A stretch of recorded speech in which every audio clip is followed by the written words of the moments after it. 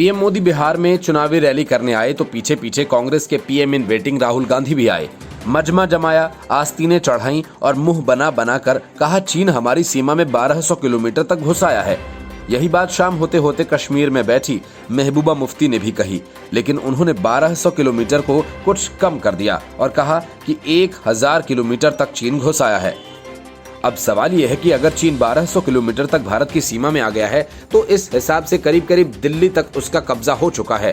जाहिर है राहुल गांधी झूठ ही नहीं, सरासर बेवकूफों जैसी बातें कर रहे हैं। राहुल गांधी की क्या समझ है ये तो पूरा देश जानता है, लेकिन सवाल सिर्फ राहुल गांधी का नहीं, उनके साथ जुड़े बड़े बड़े ज्ञानियों का है, ज्ञानियों की टीम का भी है, जो इस तरह का रिसर्च करके उन्हें बताते हैं और राहुल गांधी वही सब जनता के सामने बोल जाते हैं। पीएम बनने का सपना देख रहे सोनिया गांधी के बेटे राहुल की समझदारी का यही पैमाना है।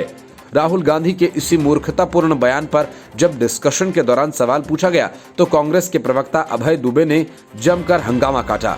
कांग्रेस प्रवक्ता से पूछा गया कि राहुल गांधी ने अपने भाषण में कहा कि चीन भारत के अंदर 1200 किलोमीटर तक घुस आया है, तो इसका मतलब है कि नोएडा तक चीन का ही कब्जा है।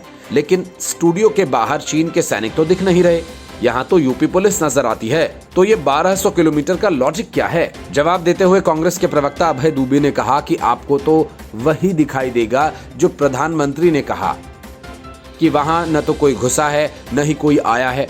आपको विदेश मंत्री का बयान सुनना चाहिए। इसके बाद कांग्रेस प्रवक्ता बिहार में अशिक्षा, बेरोजगारी, अपराध पर बात करने लगे, लेकिन जब फिर से यही सवाल दोहराया गया तो कांग्रेस प्रवक्ता ने जवाब दिया कि देखिए, अगर आप इसी तरह ऐसी सरकार का पक्ष लेते रहेंगे, ऐसे प्रधानमंत्री जी का जो चीन की तरफ से आंख बंद करके बैठे हैं, तो वह आपके स्टूडियो तक भी पहुंच जाएंगे।